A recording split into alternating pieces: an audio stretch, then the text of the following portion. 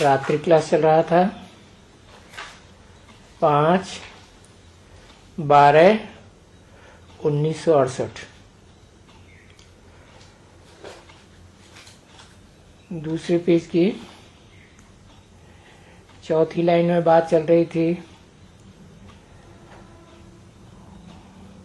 40,000 वर्ष कलयुग की। हम लोगों से पूछेंगे तो वो 40,000 वर्ष ही बोलेंगे, 2-4 वर्ष आगे पीछे। भाई अच्छा 6 बरस गुजरा, कम 40 कहें, ऐसे भी नहीं कहेंगे। किससे भी पूछो और कभी भी पूछो,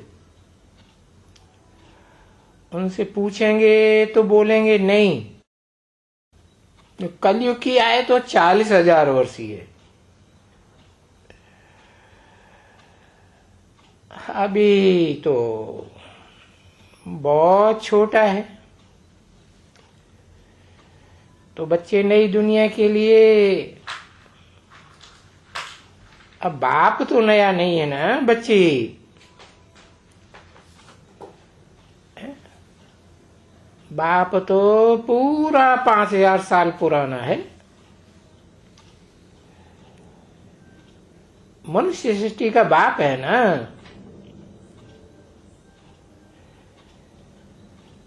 तो नया नहीं, बाप तो बहुत पुराना पुराना पुराना।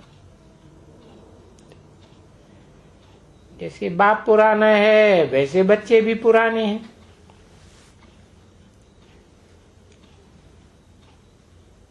वैसे ही तुम्हारा पार्ट जो है वो बहुत वंडरफुल बातें हैं समझने की, कि इतनी छोटी सी बिंदु आत्मा में और 84 जन्म का पार्ट मुदा हुआ है, उसमें जरा भी फर्क नहीं पड़ सकता।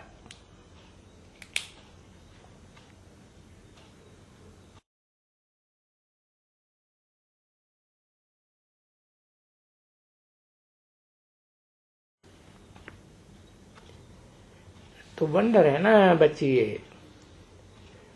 तो ये ऐसी ऐसी बातें जिसको गुही और महीन कही जाती है, ये बातें बच्चों को भूल जाती है।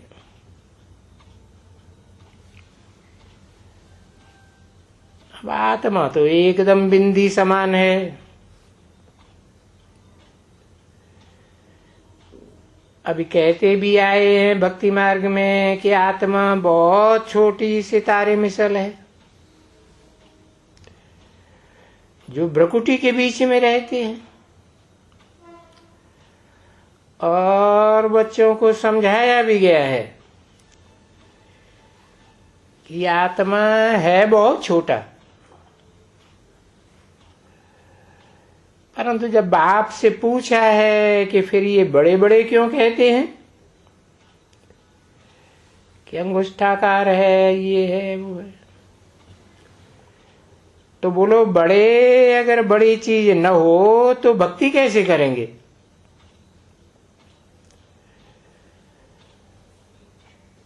बिंदी की भक्ति थोड़ी ही होती है।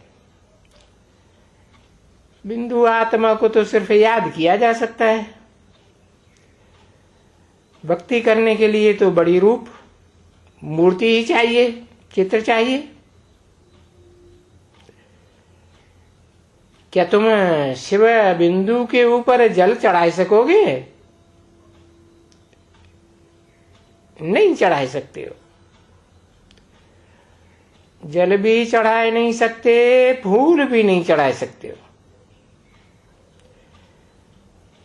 न चैतन्य फूल चढ़ा सकते हो, न जड़ फूल चढ़ा सकते हो, कुछ भी नहीं चढ़ा सकते हो। तो इसलिए भक्ति मार्ग में उसको बड़ा बनाए दिया है। नहीं तो गाया जाता है कि आत्मा न छोटी होती है, न बड़ी होती है, न कटती है, न फटती है, न बढ़ती है, न खत्म होती है। परंतु यहाँ देखो भक्ति मार्ग में तो इनको बड़ा कर दिया है।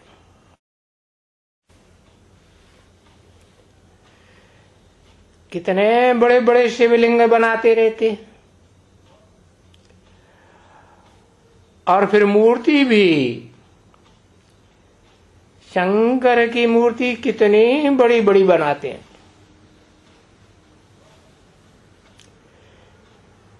वेद का बाप कहते हैं बड़ा होता नहीं है, आत्मा कोई बड़ी नहीं होती। हाँ, पूजा करने के कारण इसकी पूजा कैसे करें? आत्मा की, बिंदु की, जबकि पूजा तो देवताओं की ही होती है। तो फिर बाप की भी पूजा होनी चाहिए, और वो मुख्य है पूजा, पहले नंबर की पूजा है।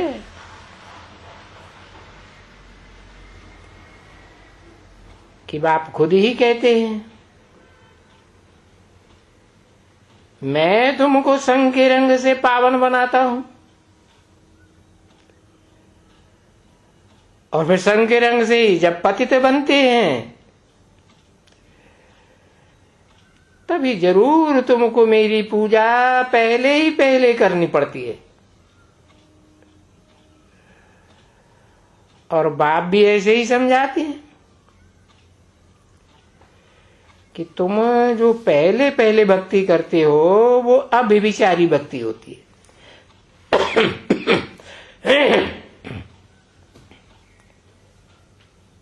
एक की भक्ति, अनेक देवताओं की भक्ति नहीं, एक बाप की भक्ति। वो शिव की भक्ति होती है, ऐसे नहीं कि कोई शंकर की भक्ति कहें, नहीं।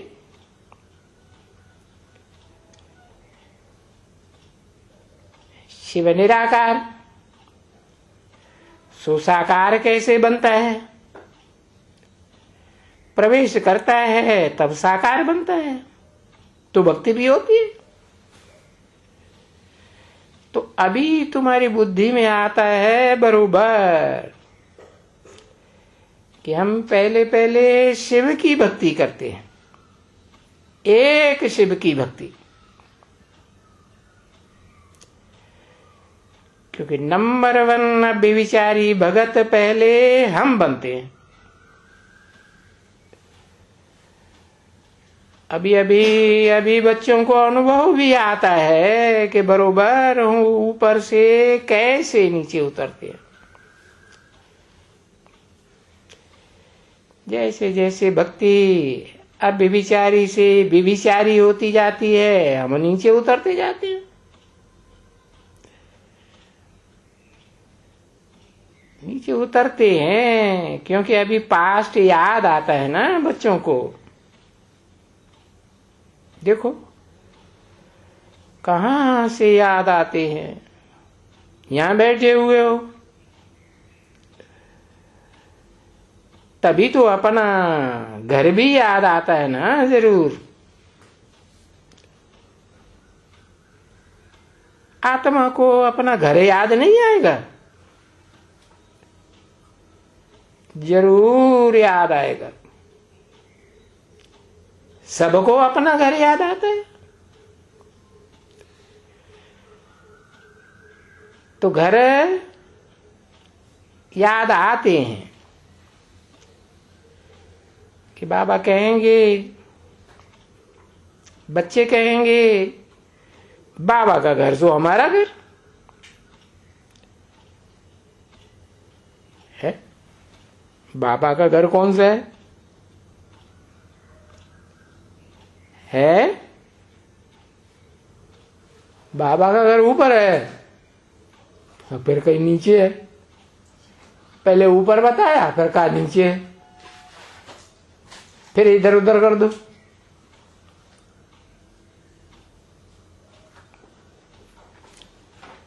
बाबा तो साकार निराकार का मेल कहा जाता है। मुकर्रर रथ में प्रवेश करे तब बाबा कहा जाता है। तो जिस मुकर्रर रथ में साकार में प्रवेश करते हैं, उसका जो शरीर रूपी रथ है, उस रथ में जो भ्रकुटी के मध्य में आत्मा निवास करती है और ज्योतिबिंदु रूप में निवास करती है कि बड़े रूप में याद आता है, ज्योतिबिंदु रूप में याद आता है ना। तो मनुष्य सृष्टि का बाप है, वो शिव बाप का कहना है कि बाप तो आते हैं, तो तुम बच्चों को नंबरवार आप समान निराकारी निर्विकारी निरहंकारी बनाते। तो जो अव्वल नंबर मुकर्रर रथ है, वो मुकर्रर रथधारी आत्मा भी निराकारी स्टेज में टिकती है। वो ही निराकारी धाम है भ्रकुटी के मध्य। तो वो बाबा का घर है, सो हम बच्चों का घर। ऐसे है ना बच्चे। तो बाबा भी निर्वाण धाम में रहते हैं, वाणी से परे हो जाते हैं। तो तुम आत्मा रूपी बच्चे भी निर्वाण धाम में रहते हो, जहां वाणी होती ही नहीं। आत्मा ही इतनी छोटी है, तो इतना बड़ा मुख कहां से आएगा? आर्गन वहां है ही नहीं, तो वाणी कैसे चलेगी? फिर तुम बच्चों को ये भी मालूम है कि हम शरीर में जरूर आते हैं बाद में पाठ बजाने।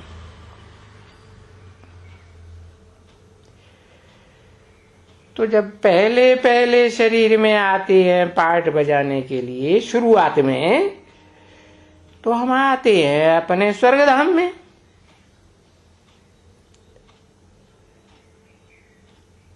वहां से निर्वाण धाम से जब आते हो तो स्वर्ग धाम में आते हो। फिर ये विचार आता है स्वर्ग धाम में हम कैसे आए? विचार आता है ना, हम स्वर्ग धाम में कैसे आए? अब सभी तो नहीं आ सकते हैं साथ साथ, आगे पीछे ही आएंगे।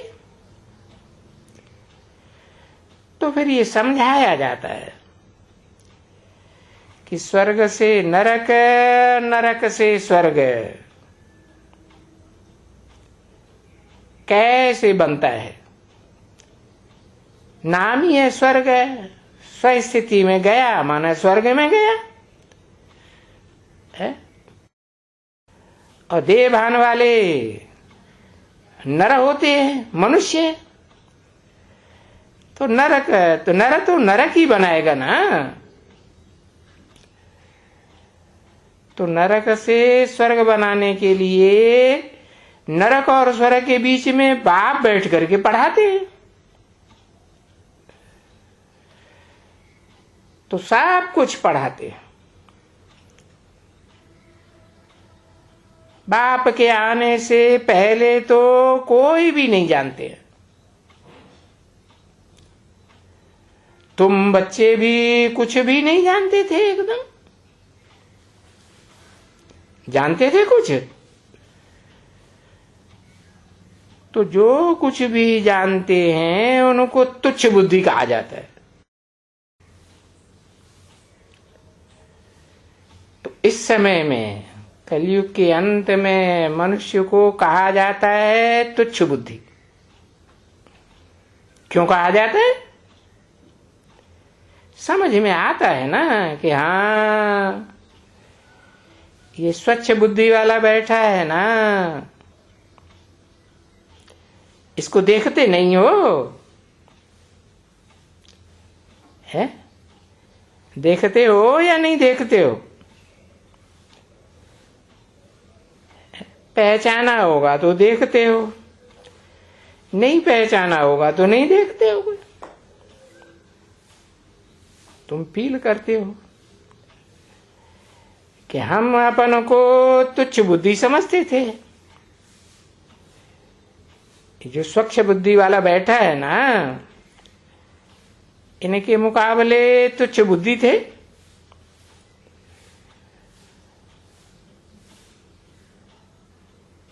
पास्ट की बात है।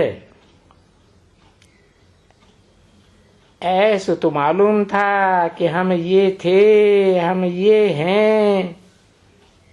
नहीं, ये भी नहीं मालूम था। बाप ने आकर के बतलाया, बच्चों तुम ही बहुत जन्म के अंत के जन्म के भी अंत में मेरे से मिलते हो। बहुत जन्म कितने? 84 जन्म। 84 जन्म का अंत वानप्रस्थ अवस्था 60 साल। और 60 साल के जन्म के भी अंत में जाकर के जब वानप्रस्थ से भी अगली अवस्था चौथी होती है संन्यास, संपूर्ण न्यास, संपूर्ण त्याग। तन भी त्याग, धन भी त्याग, मन भी त्याग, मन के संकल्पों का भी त्याग। तब फिर मेरे से मिलते हो और मुझे पहचानते हो। त्याग से ही भाग्य बनता है ना। तो तुमको हम अपनी पहचान देते हैं। तो बाप ने पहचान दी। क्या पहचान दी? कि मैं बिंदी हूं, है? बिंदी हूं, वो बिंदी बिंदी तो सभी आत्माएं बिंदी है। खास पहचान क्या हुई बाप की? कीड़े मकोड़े भी बिंदी है? तो कोई पेक्युलरिटी की बात हुई क्या कि मैं किस मुकर्रर रथ में आके प्रत्यक्ष होता हूं? और बाबा ने सारा इस ड्रामा को भी समझाया है। तो बच्चों की बुद्धि में बैठ जाता है। फिर नंबरवार पुरुषार्थ अनुसार है, कैसे किसकी बुद्धि में बैठता है। अब है तो बहुत सहज, इसलिए इस पढ़ाई का नाम ही रखा हुआ है सहज याद, सहज योग, सहज ज्ञान। ऐसे सहज है जैसे छोटे छोटे स्कूल में बेसिक में बच्चों को याद टीचर से रखी जाती है, क्योंकि टीचर उनको आप समान बनाते हैं, बैरिस्टर बनाते हैं। 5/12/1968 की रात्रि क्लास का 3रा पेज। अभी बच्चे कोई बैरिस्टर हैं तो नहीं ना। तो ऐसे ही अभी भी जैसे तुम कोई अभी देवता हो, है थोड़ी। तो ये देवता तुमको कौन बनाते हैं? तुम बोलेंगे हमको बाबा बनाते हैं। अब बाबा कहें तो बाबा सबसे सुप्रीम टीचर, और बाबा सबसे सुप्रीम फादर। बाबा सबसे सुप्रीम, सुप्रीम समझते हो? सुप्रीम माने ऊंचे थे ऊंचा।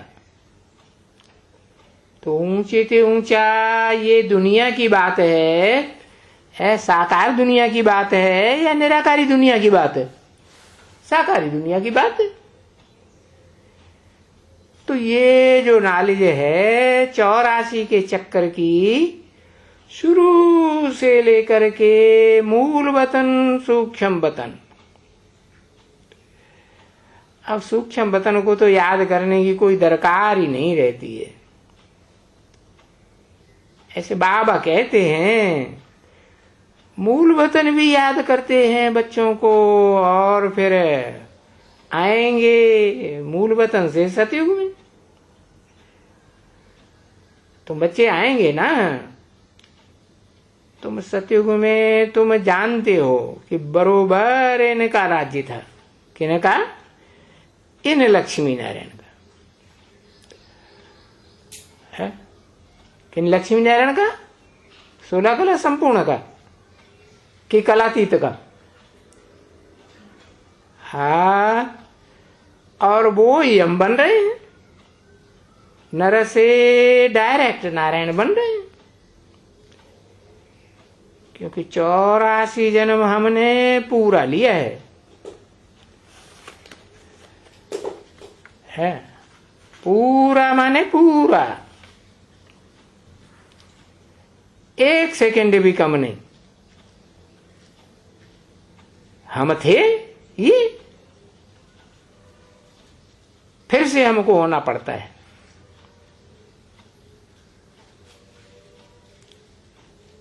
बाप आकर के ये समझाते हैं कि तुम फिर से ये कैसे बनते हो। तो बाप समझाते हैं ना बच्चे, और जो समझाते हैं वो दिल से लागू भी होता है। परंतु माया जो दिल से लागू होता है ना, उनको उगलाए देने की कोशिश करती है, उल्टी कराई देती है।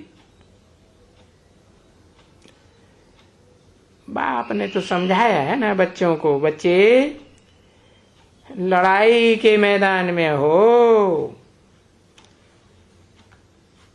तुम्हारी माया रावण से लड़ाई है, तुम्हारे आगे जो दुश्मन है वो भी इतना जबरदस्त है जितना मैं जबरदस्त हूं। जितना मैं शक्तिवान हूं, इतना रावण भी शक्तिवान है।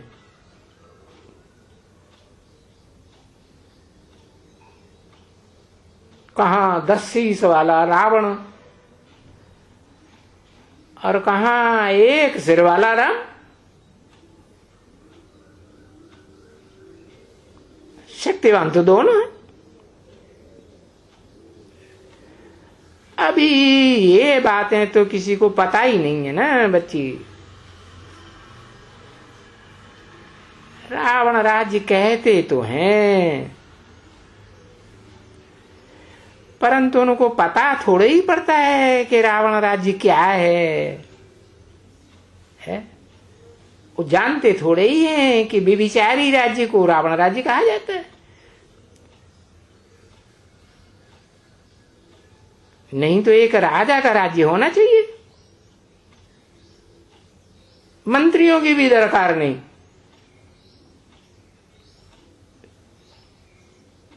तो समझते नहीं है कि रावण क्या चीज है। और ये भारत में ही ये कथाएं वार्ताएं या जन्म शिव जयंती भारत में है, और रावण की जयंती भी भारत में है।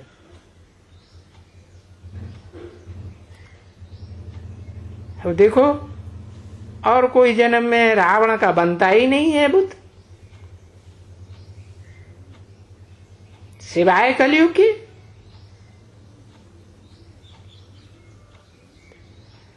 अब तीनों धर्मों में जो मुख्य मुख्य धर्म है, इस्लामी, बौद्धी, क्रिश्चियन, इस दुनिया के, इन धर्मों में ये रावण, इस रावण को कोई जानते ही नहीं है।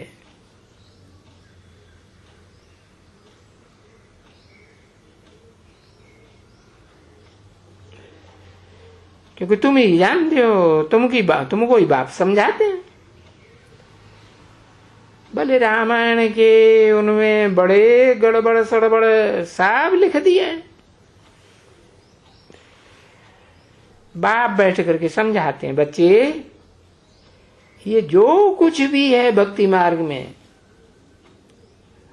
और ये जो भक्ति मार्ग में जो कुछ भी करते हैं, रावण को और जो अपन को पुजवाते हैं ना बरोबर, तो जो अपन को पुजवाते हैं, हिरण्याकश्यप, हिरण्याक्ष, तो उनको देखो दैत्य कहा जाता है। तो उनको क्या मारते हो?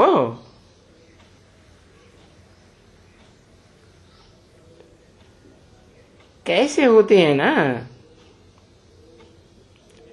जैसे कैरी होती है, केरी, कच्चे आम। तुमने कभी कच्चे आम नरसिंह को मारे हैं?